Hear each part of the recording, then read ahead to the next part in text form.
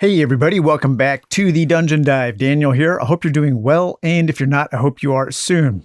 Okay, today on the Dungeon Dive, we have a special unboxing of Fallen Land, a post-apocalyptic board game, the second edition. Yes, so just a week or 2 weeks ago, we did take a look at the new expansion for Fallen Land, and that was Descendants.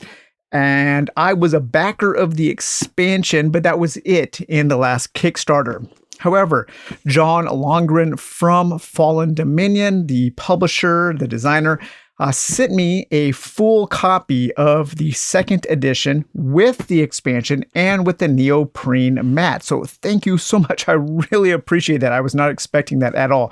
Now, this second edition also includes in it the two expansions from first edition, and that is Journey into Darkness and the Outriders Trading Post. So my first edition of the game includes the box, includes the base game, includes both expansions and the Descendants expansion. I am going to be giving that away along with the new neoprene mat, which will allow you to use all of the new factions in Descendants to a Dungeon Dive patron. And I'll probably start some kind of contest or something the day that this video posts. So the lucky winner will get pretty much a complete edition of Fallen Land. And I'll just keep the second edition. Now, the second edition does have a scenario book that you don't get with the first edition because I did not order the upgrade pack. But you'll have so much game. And I thought that it would be a really cool unboxing just so you can see absolutely everything that you get in this game. And it is an especially good unboxing because everything that you see today is actually available at retail. And right now it's only available through the Fallen Dominion website, but they are going to be partnering with some people, probably Amazon. So you will be able to get Fallen Land at retail. And I think that's great because that's the way I got it. I was not an original backer. I didn't even know the game existed until I stumbled upon it on Amazon. And so I love that they make their game available after the crowdfunding campaign has ended and shipped, which means that there's a good chance that Fallen Land will have one of those mythical long tails that I talk about a lot. So the box for second edition is quite a bit bigger, but it's not obnoxiously big. I'm okay with the size of this box, especially because the second edition, the Descendants expansion, does actually fit in the box. So let's take a little look at the back of the box here and read about Fallen Land second edition. What would happen after nuclear and biological apocalypse? Fallen Land is a thematic story-driven board game for 1 to 6 players set in the ruinous aftermath of post-apocalyptic America. It combines the elements of a strategy board game with card building and role-playing in a unique sandbox-style environment. In this world gone mad, players must adapt to the ever-changing variables, the cards, stories, interactions, and threats. You are the leader of a faction of survivors competing against others for primacy. Assign your characters to a party and equip them before sending them out to explore the wastes, claim resources, and actualize your agenda. You will need to build and manage your town, protect your citizens, and capture resources. Players will also have to trade and make and break treaties to endure, all amidst a myriad of bribery and betrayal by the other players. So in this game, there are over 800 cards. Again, if you like random encounters, this is the game for you. So let's open this up and take a look at everything you get in second edition. So like the first edition, the second edition comes with a really good rulebook. This game has some of the better documentation I've seen. The new rulebook looks even better than the old rulebook, and the old rulebook is one of the best I've ever read. It explains a very fiddly game concisely and well with a lot of examples. The whole last part of the rulebook is a super detailed example of all of the things that you will encounter in the game. And it's one of the better play-by-plays that you can read that also teaches the game. So very, very cool. I love this rule book.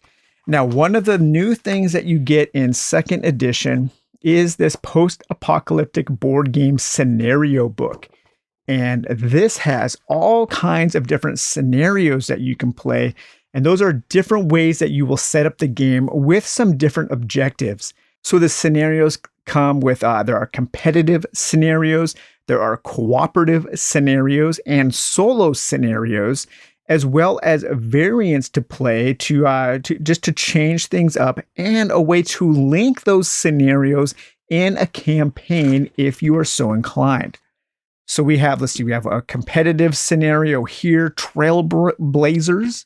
We have another competitive scenario, Sigma Bunker Hunt. We have a cooperative scenario called Pandemic, another cooperative scenario called Mercenary Rebellion, and all of the cooperative scenarios can also be played solo. We have Pirate Radio, Council Network. We have Dark Charisma and Bomb Squad. We have the Atlantic Trade and Operation Anvil. Flying to the Fair. So this is a solo scenario.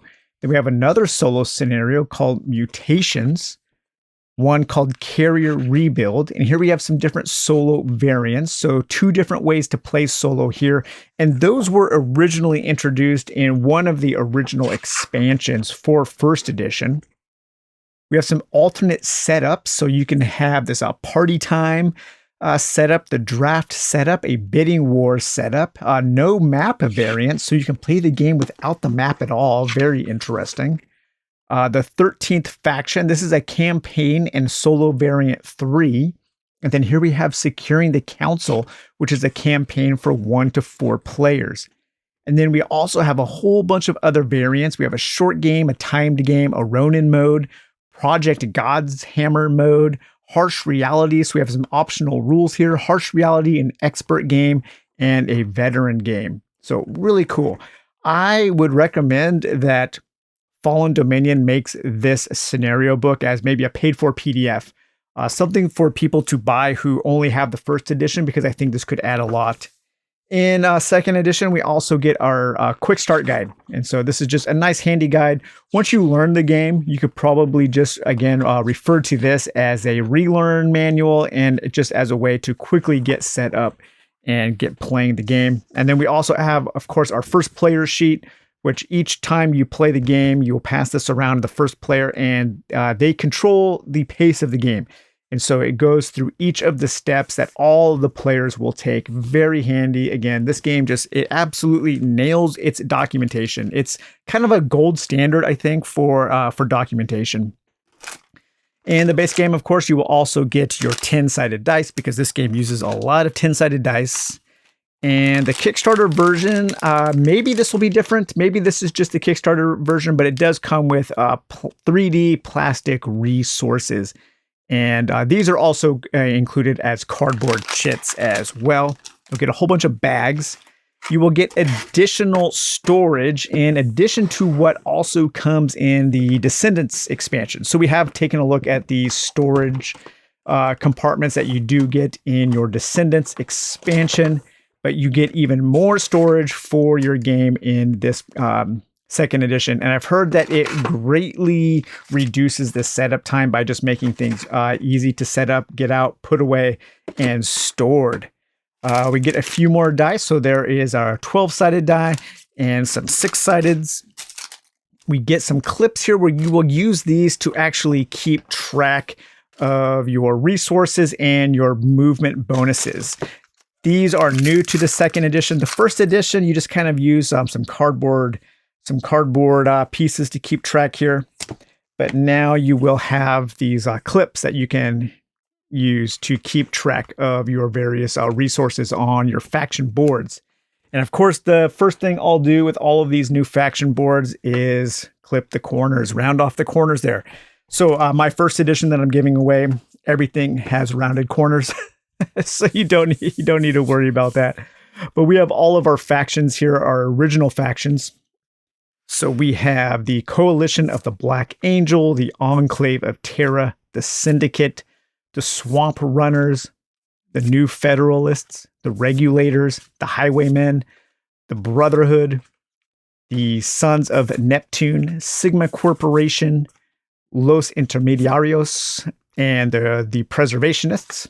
And of course, each one of these factions has all of the rules that you need to play this faction. They're starting upgrades, their town upgrades, where their base is, their faction perks, and then a really cool story on the back here. The red sandstone bluffs surrounding St. George provided little protection from the fallout of the dusted West Coast cities. Isolated and forgotten, the wind-swept town of St. George was forced to turn inward and become more and more xenophobic against outdwellers. For a while, the arid soil provided subsistence farming, but when this failed, scouting parties were dispatched to locate what they needed to survive. The mysterious Yucca Mountain facility was discovered during one such excursion. Stockpiled with decommissioned nuclear weapons and radioactive waste, the massive complex, I should say, provided the chance for a profound change to their society. Things were never the same. Perhaps it was the prolonged radioactive exposure during its exploration, or perhaps it was something else entirely. But the place changed them and warped their minds. The once devout populace of St. George started down a dark and sinister path the day they formed their cult. Now, with each passing generation, the history and secrets of the Brotherhood of the Apocalypse become more shrouded in mystery. Yeah, the flavor text in this game is just off the charts good. So, of course, you have all of those factions, and then you will also have your new factions in your Descendants expansion. So once you add all of these things together, you get a ton of different factions that you can play. Some more storage there to make things easy. We get some new 3D faction markers for when you're moving around the board here. So each one of the factions will have its own 3D marker, and its own 3D mini to move around the board. And you get a ton of cards. So there's 1 brick of cards, there is 2 bricks of cards, and 3 bricks of cards. We will take a detailed look at those in a moment. We have our original map. And we also have our chits. So not a lot of chits. I like this. I like the amount of chits and stuff in this game. I like that they focused on cards because, man, the cards add so much. I do want to quickly unfold the new board to see how the size compares to the neoprene mat, because I think it's quite a bit smaller, and I'm very happy for that. Because this game can take up quite a bit of space, even when you're playing solo. So yes, the new board really isn't that much.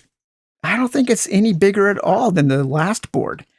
Maybe a little bit bigger, but yes, I love the size of this new board. As you can see, it is quite a bit smaller than the neoprene mat.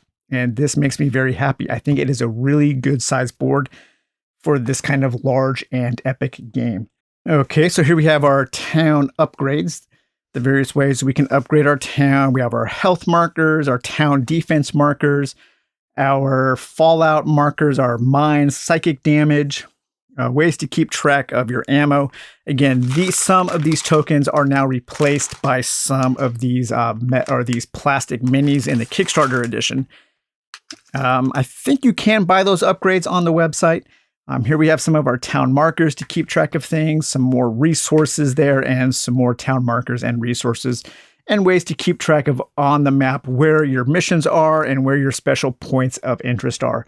And again, go back to my recent unboxing of the Descendants expansion, and you will see that that expansion also comes with some other chits that add some quality of life bonuses. Just ways to keep track of things on the map. And I just have to point out how great these colors look on this map. The new map looks really good. The colors on the cardboard version are much more vibrant than the neoprene mat. And these fallout spaces, these irradiated spaces, that kind of fluorescent orange just looks really good. I'm not sure if that's quite coming through on camera, but in person, it really pops. And yeah, it looks really good. Okay, now let's get to the fun stuff here. all of these cards. We have characters, actions.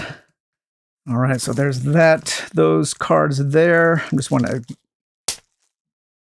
get everything grouped together. We have more characters, more action, characters, more action. We have our cities, our planes, our spoils. And then it looks like we have one more here.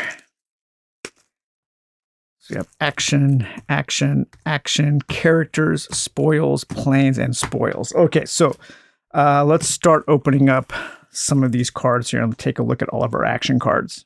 Actually, looks like some of these are actually a little bit more mixed up. So we have action. We have our player aid cards there to keep track of the turns. We have all of our missions there. So there's our missions. We have actions. Get some of these. Yeah, you just get so much stuff in this game. The cardboard in this game is so awesome. It just adds so much. I love that they didn't spend a lot of resources in developing this game on plastic. They spent a lot of it on cardboard and writing. And I know some people complained about the amount of writing on some of the cards, but for me, it kind of pushes it to the limit of how much writing I want on a single card. And it can slow the game down a little bit. So I definitely would not play this game with a full complement of 6 players. I think, man, that must be like a 5-hour, 6-hour game. But with 3 players or something, I think it's kind of the perfect element, the perfect number just to keep people invested into the game. And I know some of the art has been updated. I haven't taken a look at the difference in the art. Some of the art has been, I think, remastered. Maybe some of it has redrawn. I think these mission cards might actually have new art on them, if I'm not mistaken. Maybe that's I don't remember exactly. But I know some of the art has been touched up a little bit. Some of the cards have been rewritten. Maybe some balancing issues. That definitely looks like some new art there. Yeah, I'm not sure. I'm not sure exactly how much new art, but I know that there is some new art. I mean, all of these action cards are so much fun, and I like that there are action cards for the solo and cooperative mode, as well as a few of the red dotted action cards, which are brutal take that cards for in the competitive mode. I'm actually thinking of putting a message out to, I know there are some people who follow the Dungeon Dive who do live in the Seattle area, and I kind of want to get a group together and play this game somewhere locally. I think that would be a lot of fun. But there's all of your action cards. Man, so many. Look at that giant deck there. And these are all things that you can play to help yourself and to hurt other players. You can cause somebody's town to have an influenza outbreak, intelligence operatives. You can do an interrogation with some toxic waste there. Kleptomaniac, a kleptomaniacal pet monkey, a Leadfoot, local thieves guild, logistics, luck of the Irish, the lucky theme song that plays. Play anytime during a skill check. A character of your choice gains 2 successes towards that skill check. That's cool because their lucky theme song is playing there. A Murph football bomb, Motel Hell, muster, mysterious serum, old stomping grounds. So much is in here. I love that they included those first 2 expansions now just in the base set of 2nd edition. I think that's really smart. It's a really thoughtful product that they've put together, especially because it's still available for people to buy who weren't backers, and people who feel like they missed out, maybe didn't have the money at the time, can now get this really cool game and don't have to worry about FOMO, don't have to worry about missing out on any of the fun. Here we have our city and rad cards. Let's see what else we have here. City. Okay, so these are all of your encounter cards when you go to a city or you're in an irradiated place. So many encounters. Again, if you like random encounters, this is the game for you. Looks like some of them are upside down here. So we have 3,213 rad zombies. Rad zombies. No flight is possible here. While searching the ruined city, you were suddenly attacked by a ravenous horde of rad zombies. You ran for your lives, your hearts pounding in your ears. Exhausted, You threw a brick through the window of the mall where you've been trapped for days. Okay, so this is like a whole scenario of a whole Dawn of the Dead scenario here, all on one card. The entire movie of Dawn of the Dead on one encounter card. How cool is that? Let's see. Every time you make the slightest noise, the zombies pound at the doors for hours. Brave the horde again to gather supplies for your escape. So you have to do these tests. Then if you succeed, you gain 5 spoils cards. You construct a jury-rigged ballista from old gym equipment, and it takes every one of you to drag it onto the roof. After several tries, you fire a grapple cable over to a building across the street. Utilizing it as a zip line, you cross. The rat zombies below you go berserk, vainly trying to reach you. That's when your propane bombs explode and send them all to hell. Awesome. Yeah, the theming in this game is so great. It really does capture that post-apocalyptic theme, probably better than just about any other board game I know of.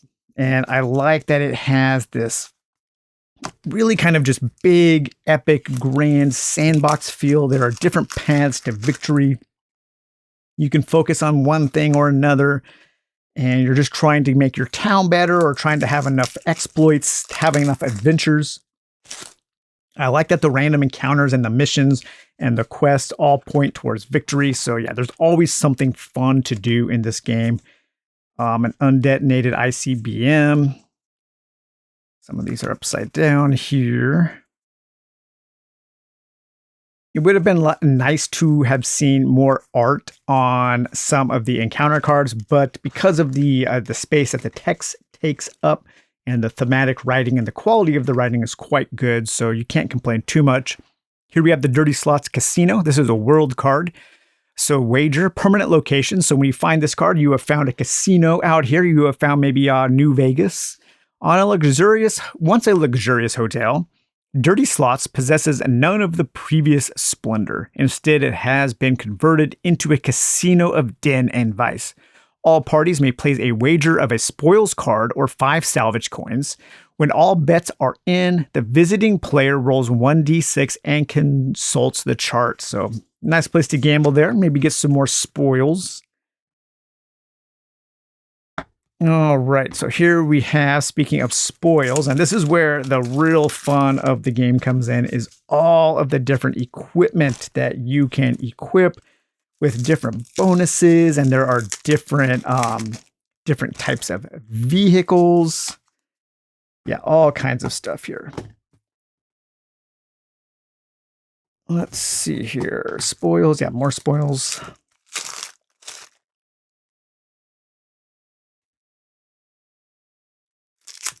So if you like random loot, this is the game for you.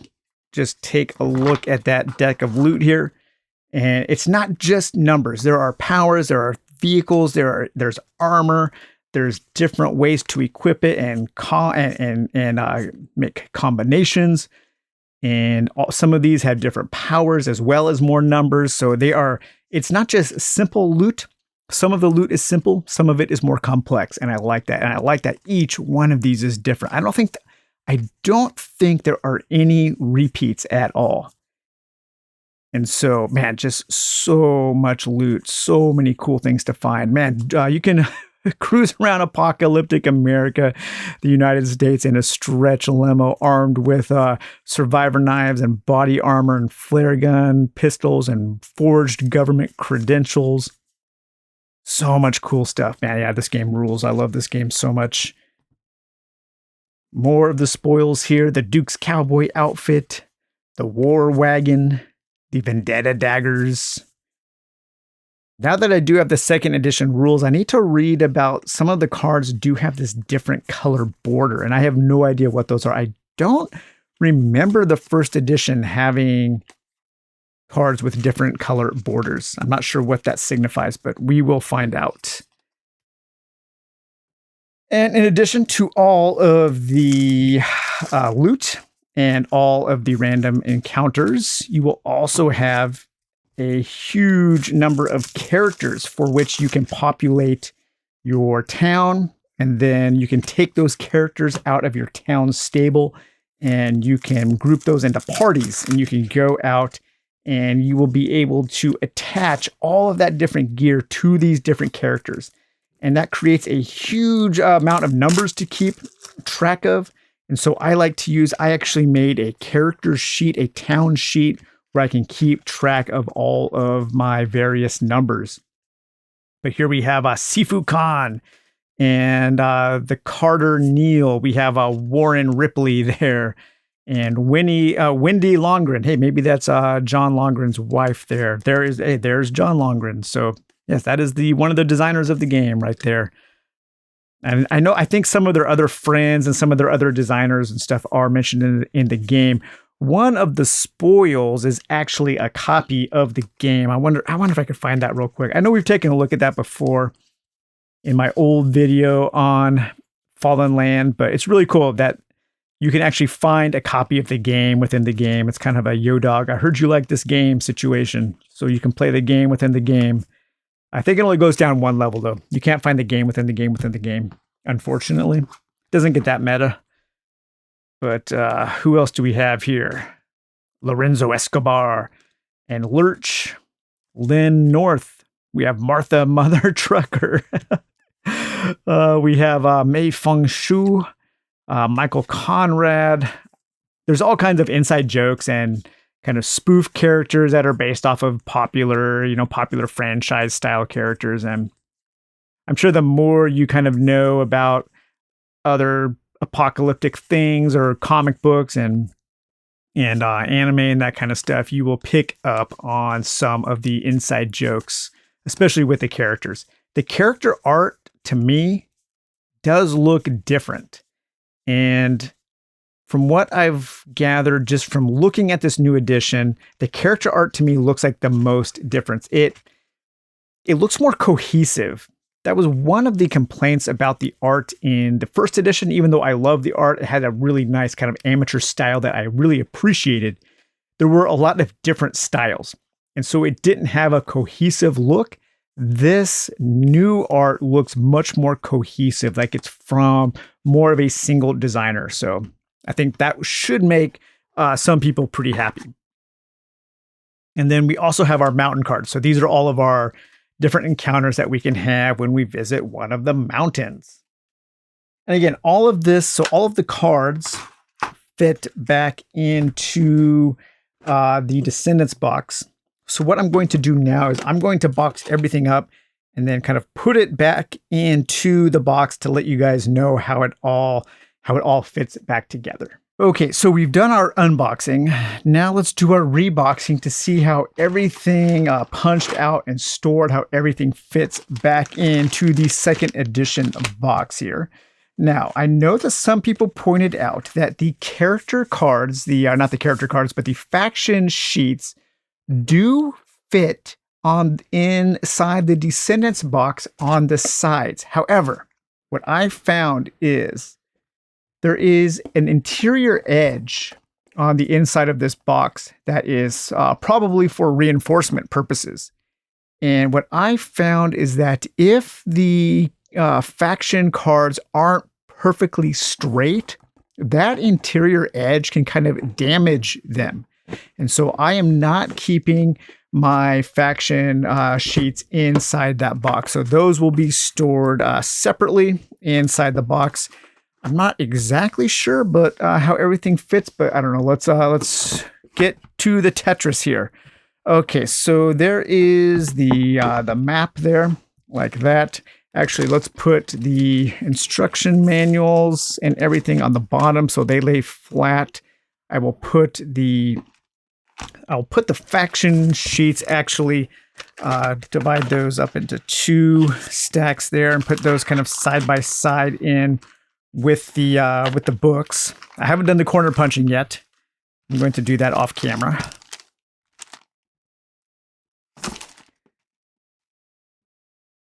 Okay, then we will put in that. And then here is the Descendants box. That goes in like that. Looks like this can go in on the bottom there. Okay, and then we have all of our trays like this.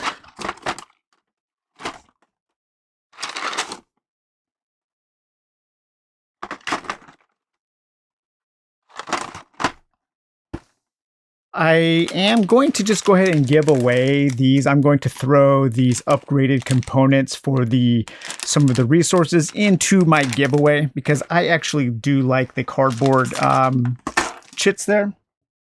And then we can just close up the box. Something like that. So there we go. That was an unboxing and a reboxing of Fallen Land, a post-apocalyptic board game 2nd edition. Just what a great product. They put so much thought into this 2nd edition.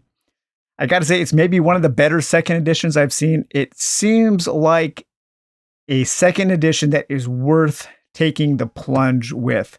And I want to thank Fallen Dominion again and John for sending me this copy. And hopefully I can make somebody happy by passing along my kind of upgraded 1st edition with the neoprene mat and some of the additions there with all of the expansions as well. So, all right, you guys. Well, hope you enjoyed this video. We will talk to you later. Bye-bye.